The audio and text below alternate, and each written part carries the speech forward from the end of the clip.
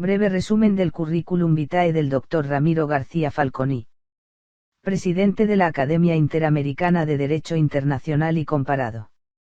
Subdecano de la Facultad de Jurisprudencia de la Universidad Central del Ecuador.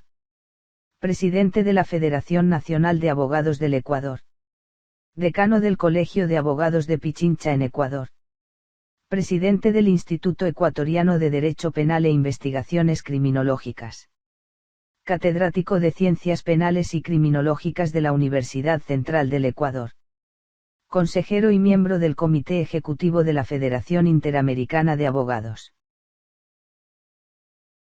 Un breve resumen del currículum vitae del Dr. Antonio Tejeda Encinas. Algunas referencias académicas. Ingeniero informático. Licenciado en Derecho. Doctor en Derecho de la Unión Europea. Profesor vinculado en el Instituto Universitario de Derecho de la Unión Europea en la UNED.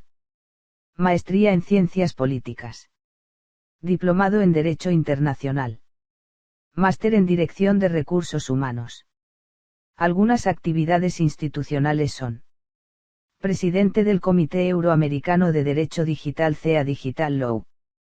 Relator General de la Federación Interamericana de Abogados y miembro de su Comité Ejecutivo. Presidente del Comité de Derecho Comercial, Banca, Bolsa y Asesoría Empresarial de la Federación Interamericana de Abogados. Secretario de la Academia Interamericana de Derecho Internacional y Comparado. Miembro de honor del Instituto dos Advogados Brasileiros. Miembro de la Comisión de Derecho Digital del Instituto dos Advogados Brasileiros. Observador Electoral Internacional. Observador en la UNCITRAL. Working Group 1 de Pymes y en el Working Group 4 sobre comercio electrónico. Estimados amigos, como viene siendo habitual, desde el Comité Euroamericano de Derecho Digital, no perdemos la ocasión de contribuir al conocimiento jurídico y tecnojurídico en todas sus vertientes. Con nuestra nueva serie de Episteme y Dosa, traemos a nuestro canal online de CEA Digital Law el conocimiento, la opinión y el debate con eventos regulares comunicados oportunamente. Igualmente, invitamos a todos nuestros amigos, socios y colaboradores a que nos planteen temas a tratar o incluso colaboren desarrollando sus propias ideas de ponencia y hacérnoslas saber para que podamos incluirlo en nuestros próximos programas académicos a emitir si reúnen los requisitos oportunos que serán dichos en el momento adecuado. En esta ocasión, desde hoy día 4 de mayo hasta el día 7 inclusive, tendremos diversos ponentes que desarrollarán sus conocimientos sobre la justicia digital, a la que hemos denominado un camino sin retorno. Podíamos haberla incluido entre interrogantes como pregunta, pero desde CEA Digital Law entendemos que no lo tienen. Sin embargo, estamos abiertos al debate y los ponentes de estas semanas, en su libertad de cátedra, intervendrán en el sentido que estimen oportuno. Sin embargo, en mi opinión, la digitalización de la justicia es un reto que debemos abordar de forma inminente. Es cierto que en esta situación de pandemia global la prioridad es salvar vidas, salvar la propia vida, pero si tenemos salud, si nos debemos al día a día, en nuestro beneficio y el de nuestras familias y seres queridos y de nuestros respectivos países, debemos de ponernos a trabajar. Y los métodos de trabajo se deben reciclar y mejorar los existentes, y o producir nuevos para mejorar el sistema judicial y a todos los operadores jurídicos en general. Hay países, por ejemplo en el lado europeo, España, que lleva más de 10 años trabajando e implementando soluciones digitales y que en estos momentos de crisis son más necesarias que nunca potenciar, aunque así nos queda mucho camino por recorrer para tener una plena gestión jurídica telemática.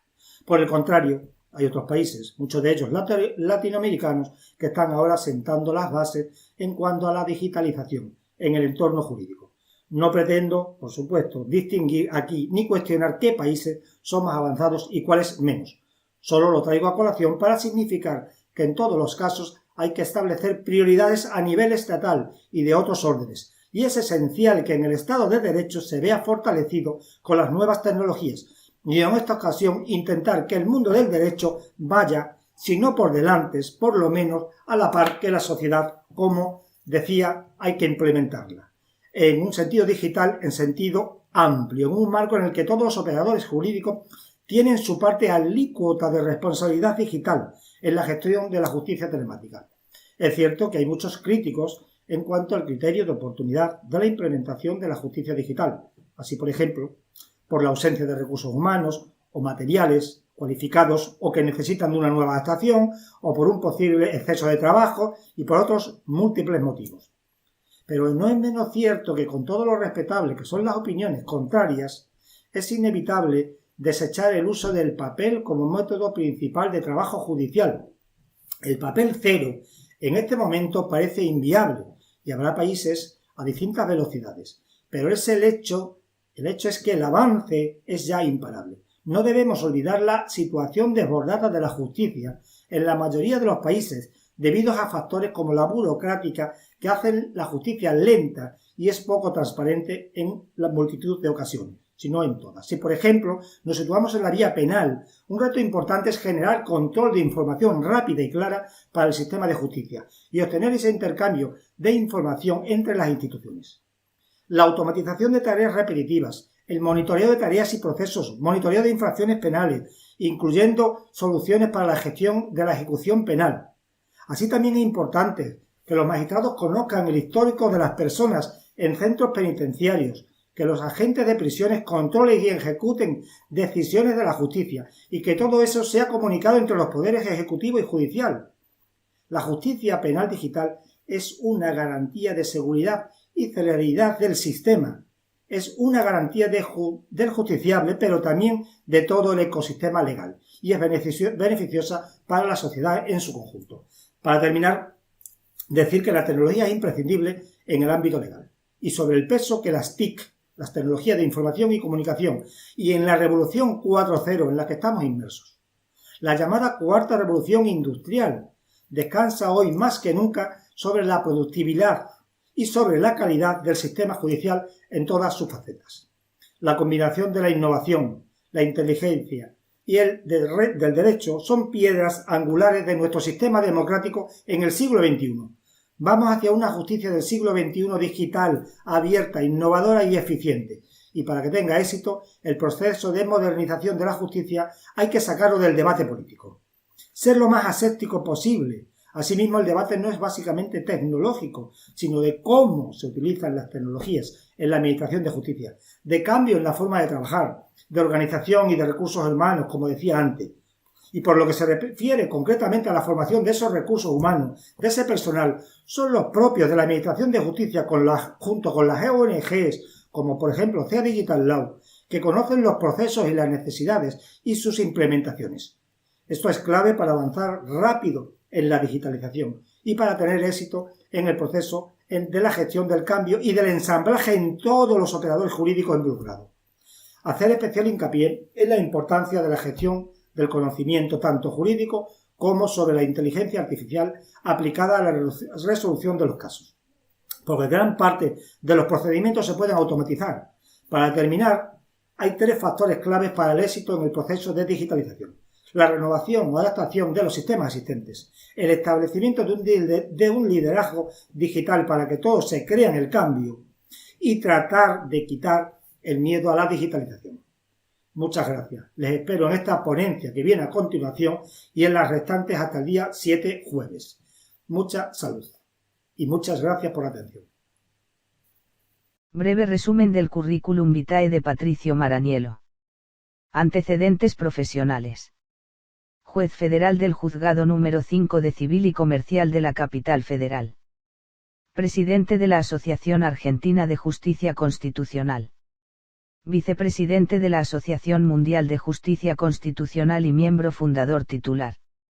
Miembro titular de la Asociación de Derecho Constitucional Argentina, de la Asociación Colombiana de Derecho Procesal Constitucional, y de la Sección de Derecho Constitucional del Instituto de Estudios Legislativos de la Federación Argentina de Colegios de Abogados.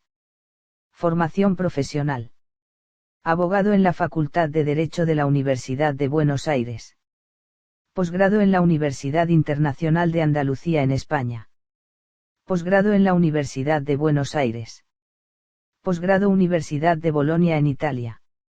Experiencia docente. Entre su extensísima experiencia podemos destacar: Profesor titular, catedrático, de Derecho Constitucional y Teoría del Estado, en la Facultad de Derecho de la Universidad de Belgrano. Profesor titular, catedrático, en Derecho Constitucional 1 y 2, en la Facultad de Humanidades, Ciencias Sociales y Empresariales de la Universidad de Ma'amadís. Profesor de posgrado de especialización y de la Maestría de Justicia Constitucional y Derechos Humanos, en la Escuela de Jurisprudencia de la Universidad de Bolonia en Italia. Profesor de la Maestría en Derecho Procesal en la Universidad Libre de Bogotá en Colombia. Obras publicadas. Autor de 20 libros como autor y coautor, entre los cuales se encuentran las siguientes obras. Por destacar algunas de ellas. Director y coautor, Constitución comentada de la Ciudad de Buenos Aires, Editorial La Ley, año 2017. Director y coautor, Derechos Humanos Actualidad y Perspectiva, 3 tomos, IJ Editores, año 2018. Director y coautor, Pactos Nacionales e Internacionales Actualidad y Perspectiva Editorial El Dial, 2018. Es también autor de alrededor de 100 artículos jurídicos en variadas revistas y diarios de su especialidad en Argentina y en el extranjero. Disertaciones. Disertante en numerosas jornadas, seminarios y congresos en Argentina y en el exterior sobre derecho constitucional y derecho tributario. Hola a todos y a todas, mi nombre es Patricio Maraniello, soy presidente de la Asociación Argentina de Justicia Constitucional y juez federal de la Ciudad de Buenos Aires. Antes que nada, debo agradecer por la invitación al doctor Antonio Tejeda Encinas, presidente del Comité Euroamericano de Derecho Digital, la SEA Digital on Law, por la invitación. Y bueno, también llevar a cabo y ejecutar mediante estas conferencias que vamos a establecer el convenio marco que hemos suscrito entre SEA y la Asociación Argentina de Justicia Constitucional el 4 de marzo de este año, con lo cual damos inicio y ejecutamos estos convenios que generalmente hay muchos convenios resultan difícil de llevar a cabo por las distancias y demás actividades en conjunto, pero bueno, espero que este sea el inicio de una larga carrera de intercambios entre ambas instituciones. Bueno, la conferencia del día de hoy es una conferencia virtual, atento además las vivencias que a nivel mundial estamos padeciendo por la pandemia del COVID-19, pero viendo el vaso en la parte llena, aceleramos los procesos de intercambio académico, atento que la tecnología ha ayudado a estos intercambios, lo ha favorecido. Así que celebro que hagamos este tipo de conferencias virtuales donde no hay ningún tipo de límites en lo que hace al viaje, transporte y demás, y se puede hacer una dinámica mucho más ágil en las conferencias de diferentes temáticas en el mundo. En este caso, la temática que se ha elegido es la justicia constitucional en tiempos digitales. Es un tema sumamente interesante, atento que la justicia constitucional reviste muchos matices, existen muchas vertientes, muchas temáticas que nosotros podemos abordar sobre la justicia constitucional, pero este nuevo siglo XXI nos ha enfrentado al desafío de las nuevas tecnologías. Estas tecnologías que han modificado diferentes ciencias, pero lo cierto es que la ciencia que nosotros estamos inmersos, que es la ciencia jurídica, también nos ha llevado a que las nuevas tecnologías nos vengan a modificar varias temáticas de la justicia constitucional que vamos a abordar en esta charla. En primer término, me gustaría mencionar que todas las ciencias tienen un techo. Las ciencias se van desarrollando, avanzando, con sus mismos y propios principios, reglas, técnicas, pero lo cierto es que esas técnicas, esas reglas, esos principios que cada ciencia tiene, construye su esencia. Y esa esencia que se construye tiene un techo, producto de sus propios principios y sus propias herramientas. Tienen un techo determinado, pero si nosotros pensamos y decimos, queremos aumentar ese techo, ¿cómo hacemos para aumentar ese techo donde estamos inmersos, sea cual fuere la ciencia? Para ello, ¿qué necesitamos? Necesitamos justamente incorporar otra ciencia. ¿Por qué digo esto? Si nosotros a nuestra ciencia le incorporamos otra ciencia, el techo empieza a crecer, empieza a aumentarse.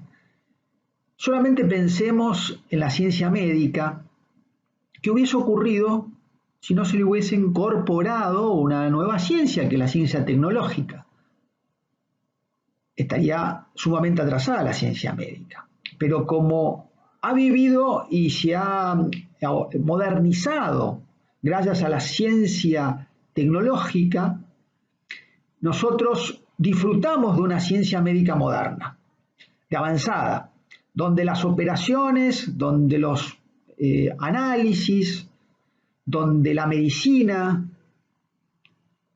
la tecnología ha cumplido un rol muy importante en su crecimiento. Pero la ciencia jurídica no ha tenido esa suerte, pero producto de quizás de que la ciencia jurídica se sienta muy autónoma, se sienta que la utilización de otras ciencias no son adecuadas porque no tienen los mismos elementos, las mismas herramientas. Entonces nosotros decimos que quizá la ciencia jurídica no se ha abrazado a ninguna ciencia en particular y le cuesta mucho tomar otras ciencias para avanzar. Quizás viendo a la ciencia jurídica como una ciencia independiente, una ciencia celosa, una ciencia donde sus pensamientos están direccionados siempre a posturas jurídicas, vemos que ha sido una de las ciencias que más se ha atrasado en la incorporación de otras ciencias, y la ciencia tecnológica tiene esa misma situación. Ha tardado mucho tiempo. Pero imagínense que a pesar de todo ello, ciertos países la han incorporado en forma gradual, pero sí es cierto que si ya pensamos como la ciencia jurídica como una ciencia no aislada, sino dentro de un contexto general de ciencias, podemos ir ya modificando la ciencia jurídica, en ese aspecto nada más. Yo le voy a dar el ejemplo de Argentina, atento que, desarrollo toda mi tarea académica y funcional y jurisdiccional en la Argentina. Nosotros en la Argentina tuvimos la primera ley que habló sobre la firma digital, firma electrónica y documento digital, la ley 25.506 del año 2001. Recién después del año 2000 se empezaron a regular por medio de normas las nuevas herramientas tecnológicas, por medio de una ley nacional. Recordemos que la Argentina es un Estado federal y dictamina leyes federales, el Estado federal, y también existen otras leyes, que son leyes provinciales, que la establecen las provincias. En esta ley del año 2001 se estableció que la firma digital tiene la misma importancia, trascendencia y valor que la firma manuscrita, con lo cual el artículo 3, marcando esta paridad, hace que nosotros empecemos a utilizar con la misma validez, con la misma importancia, la firma digital.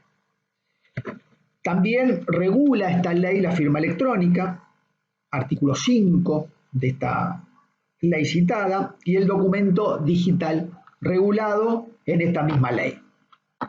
Entonces, vemos que a partir de ese año se empezó a regular la firma digital y el documento digital para toda la actividad administrativa, jurisdiccional administrativa y jurisdicción judicial también.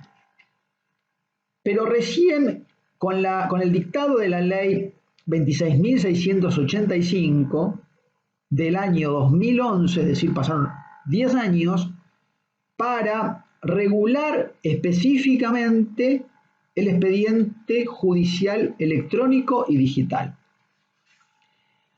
Aquí, en esta ley, artículo 1, autoriza la utilización del expediente electrónico, el documento electrónico, la firma electrónica y la firma digital. Y además, lo que hace, reglamenta la utilización de toda la administración, pero también lo que hace es que le da a la Corte Suprema de Justicia y al Consejo de la Magistratura de la Nación, de manera conjunta, la instrumentación de estas nuevas herramientas digitales, que repito que es el expediente electrónico, el documento electrónico, la firma electrónica y la firma digital. Después, como para completar esta trilogía de normas, tenemos la ley 26.856. Lo que habla esta ley, habla de la publicidad digital de todas las resoluciones judiciales, donde obliga a que todas las resoluciones acordadas, decisiones, tanto de la Corte como el Consejo, como los tribunales inferiores de la Nación, deban tener y deban publicar todas sus decisiones en forma digital e inmediata, haciendo una aclaración que justamente se puede hacer siempre y cuando, en primera medida, se notifiquen a las partes involucradas en el proceso, dando prioridad a las partes involucradas en el proceso para después de notificadas a las partes dar publicidad para que las decisiones judiciales tengan este aditamento de ser públicos y que tome conocimiento todos los ciudadanos. Luego, a partir de aquí, sí podemos decir que empezó una regulación por parte de la justicia, de parte de su máximo organismo, que es la Corte Suprema de Justicia, a través de la Acordada 31, que empezó a regular en el año 2011 las notificaciones y domicilios electrónicos. Ahí ya empezó con esa modernidad que nosotros comenzamos el inicio de la charla, que se requiere para que tenga un mayor dinamismo las notificaciones de los juzgados, tenga la posibilidad de ser en forma electrónica. Para ello, obviamente, que se requería un domicilio electrónico. De ahí comenzó en el año 2011 que todas las presentaciones de todos los abogados presenten además de su número de matrícula, nombre, apellido, personería y demás, el email para recibir todas las notificaciones electrónicas, y van a tener los mismos efectos que cualquier notificación que se desarrollaba hasta ese momento en forma papel. Ahora bien, esto es obviamente que hay muchísimo más como para conversar.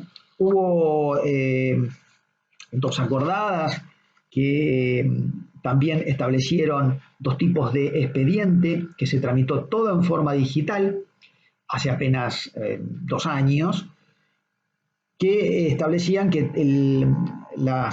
ciertos expedientes de seguridad social, como el año pasado, las ejecuciones fiscales se tramiten todas en forma digital. Desde el inicio hasta el final, con su firma electrónica, sus documentos electrónicos, sus notificaciones electrónicas, con lo cual fueron las primeras experiencias de expedientes digitales en la República Argentina. En estos 2 casos que funcionaron muy bien y tuvo una agilidad, una rapidez en lo que hace la tramitación de todas las causas.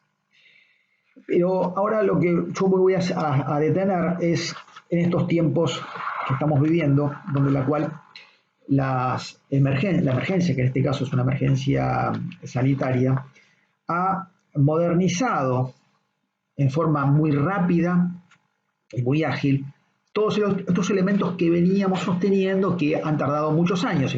Imaginemos que todo empezó, como habíamos señalado, en el año 2001 y después 2011, pasaron 10 años, ahí en forma muy gradual, lenta, se empezó a modernizar a la justicia de la República Argentina. No así, acuérdense que a ser, como dijimos, un Estado federal, las provincias tenían su propio funcionamiento, su propia regulación, que ellos, cada provincia, en la Argentina existen 23 provincias, cada provincia fue también modernizándose, incorporando tecnología, pero en forma totalmente diferente entre ellas.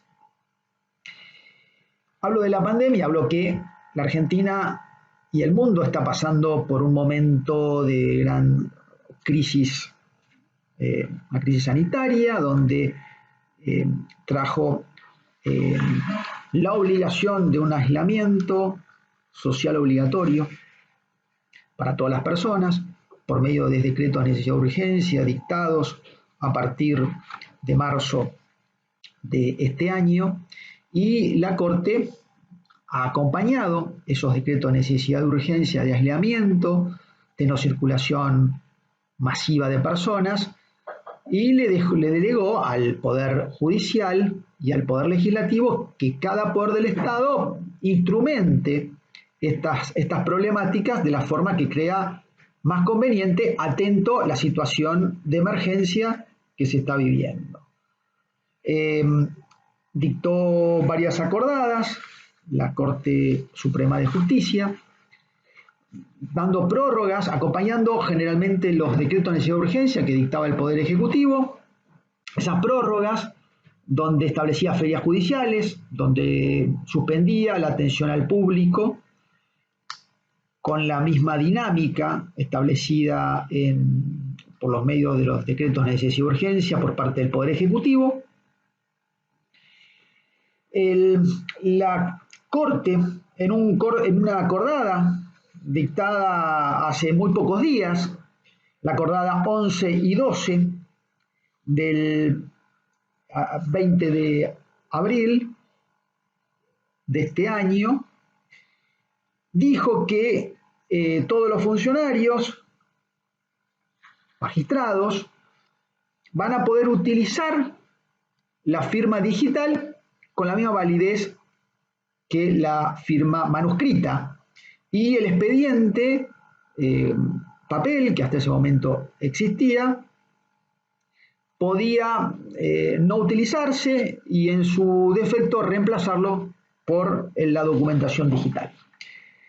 Dando validez a todo esto, dando una validez muy importante a todo esto, porque imagínense que pasamos en pocas acordadas a establecer un programa rápido de digitalización de la justicia para agilizarla, y además no solamente con ese afán de ser más rápida, sino que evitar la presentación de escritos por parte de los abogados y la atención al público también. Entonces, indefectiblemente se requería que sea todo online.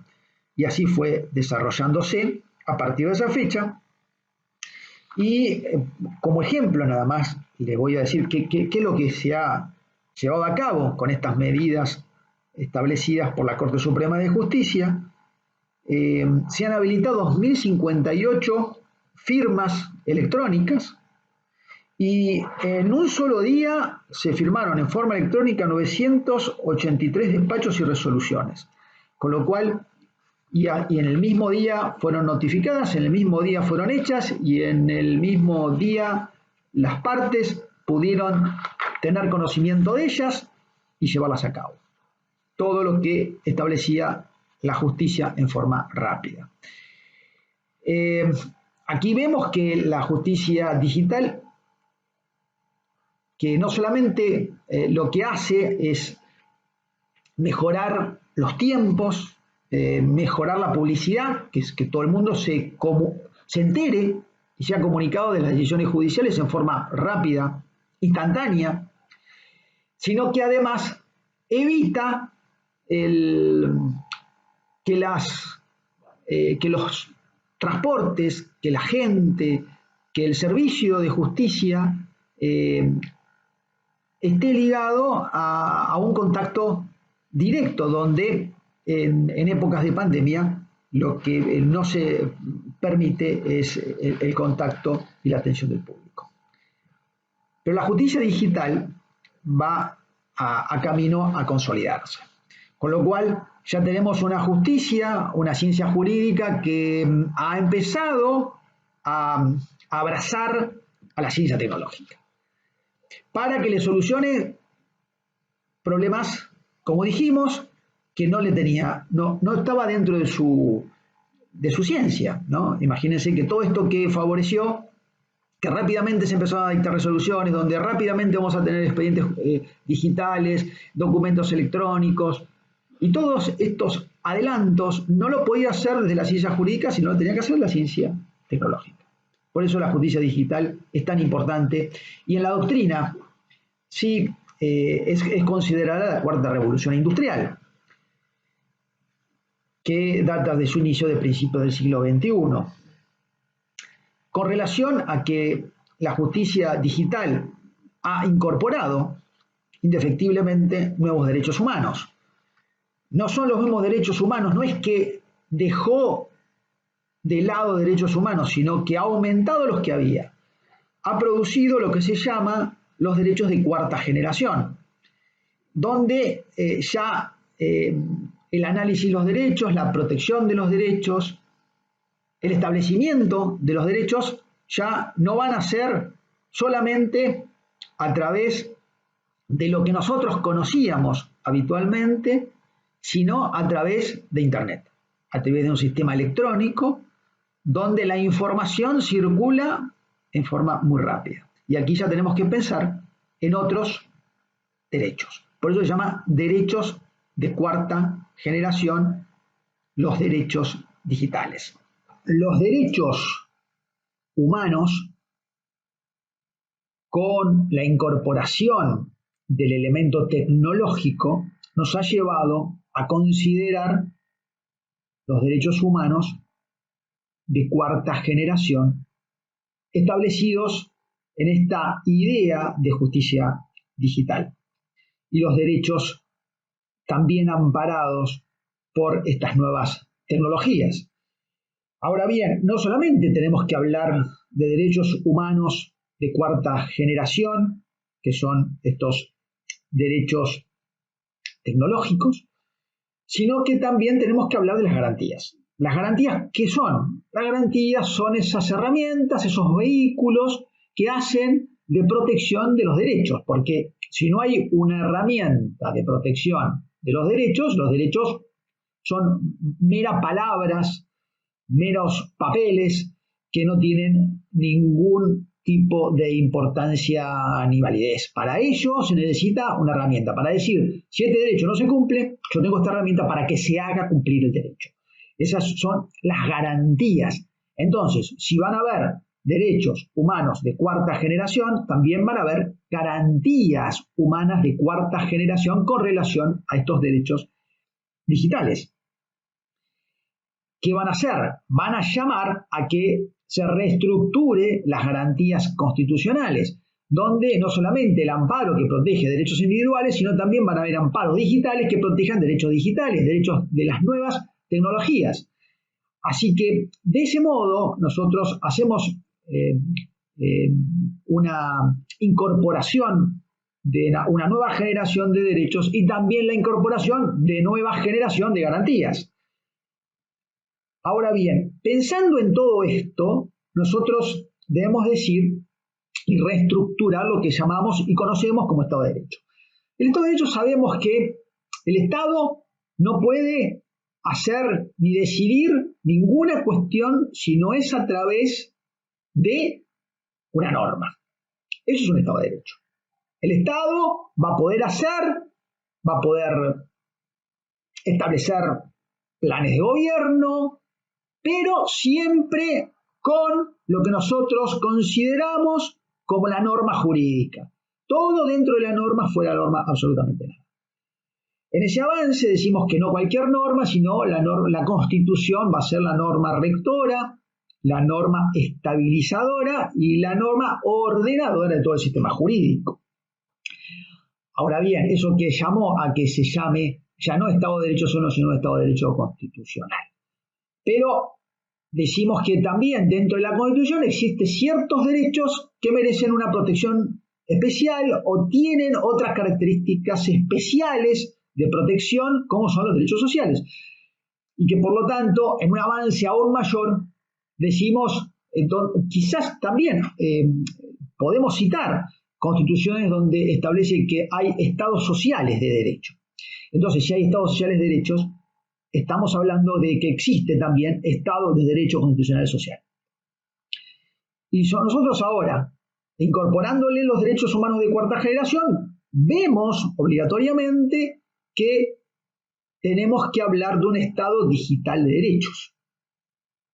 Tenemos que hablar que el Estado, donde lo hace a través de norma jurídica, también actúa a través de sistemas digitales, a través de programas a distancias online, con lo cual nosotros acá tenemos que toda esa regulación que va aconteciéndose en el Estado, como lo citamos anteriormente, requiere justamente de un nuevo pensar del Estado. Ya no hablamos del Estado no puede hacer nada a través de la norma, porque la norma ya quizás no es una norma escrita, sino son reglas digitales, obligaciones tecnológicas, con lo cual ya estamos hablando de lo que podemos denominar como Estado digital de derechos. Acá nosotros podemos incluir muchísimas cuestiones. Una es la gobernanza a través de Internet, que son herramientas muy modernas, los derechos protegidos por vía online, que son los derechos a la privacidad, al honor, a la honra, a los datos personales, a el comercio electrónico, cómo se perfecciona y cómo se lleva a cabo una transacción comercial, cómo podemos hablar cuando hay incumplimientos en transacciones comerciales hechas todas electrónicamente, cuál es el valor de la prueba, cómo se establecen las pruebas, para después todas esas cuestiones micro podemos llevarla a cuestiones más macro, que habla de el Estado de la República, de esos elementos que componen el Estado, que es la República, que es la democracia y es la representatividad. Estos tres elementos que evidentemente requieren de una nueva dinámica. Lo que hace, en principio, la democracia,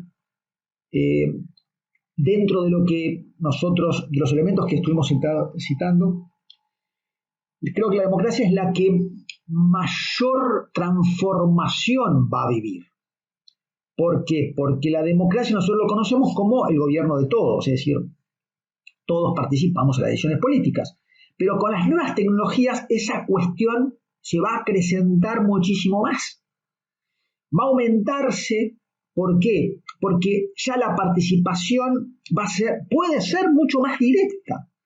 Puede ser a través de consultas populares electrónicas, puede ser también por iniciativas populares electrónicas, debates electrónicos por medio de personas de muchas partes del país, grandes cantidades de personas debatiendo, obviamente con una tecnología que va a tener que ir utilizándose en pos de todo esto. Porque nosotros conocemos que la democracia, la representativa o semidirecta,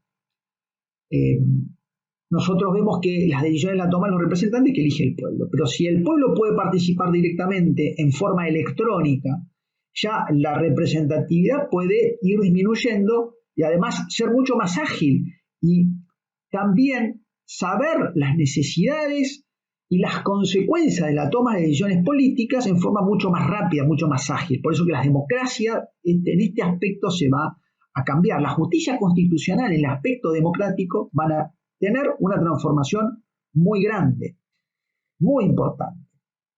Pero ahora vamos a ir redondeando y yendo a una cuestión central, que es la justicia.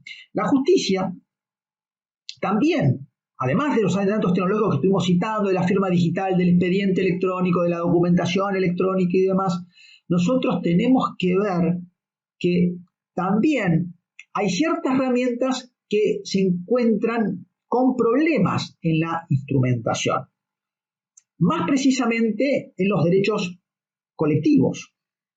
Ustedes saben que hay garantías colectivas, hay garantías individuales de una sola persona y hay garantías colectivas donde se involucra una gran masa de personas. En esta gran masa de personas que se sienten damnificadas, por ejemplo, en cuestiones ambientales, daño al aire, daño al agua, al suelo, donde no es también una cuestión difusa, donde no se sabe muy bien dónde, ni cuándo, ni quiénes, estos derechos colectivos, amparados por amparos colectivos, garantías colectivas, son iniciadas habitualmente en la justicia.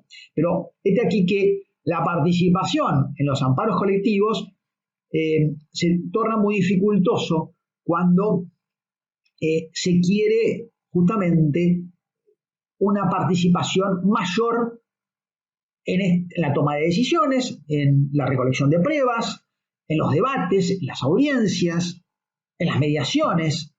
Entonces, las nuevas tecnologías lo que va a producir una agilidad mucho mayor de la que teníamos antes. Considerar ahora un derecho colectivo desprotegido, nosotros vemos que en este derecho desprotegido tenemos una solución rápida, que es una audiencia pública, donde todas las personas pueden participar de forma electrónica, donde los elementos de prueba se pueden recolectar y seleccionar en forma mucho más ágil. Con lo cual, nosotros vemos que las herramientas tecnológicas, los amparos colectivos, es fundamental. Es un elemento indispensable para que sean ágiles los procesos y sean ágiles las decisiones judiciales. Las acciones de clase del mismo modo. Los derechos subjetivos homogéneos considerados como la acción de clase, que nacieron en el derecho anglosajón, que también requiere de un tiempo porque se debe conformar la clase, quién representa la clase, si está bien representada la clase y demás. Esto, con las nuevas tecnologías, va a tener una agilidad mucho mayor. En la cual nosotros por eso decimos que en lo que hace las nuevas tecnologías, no solamente va a favorecer a las democracias, sino también va a favorecer a los poderes del Estado. Y en el Poder Judicial, una de ellas es el amparo colectivo. Por eso es que nosotros decimos que las herramientas digitales han venido para quedarse, han venido para que nosotros nos vayamos acostumbrando a ellas y utilizando lo mejor de ellas,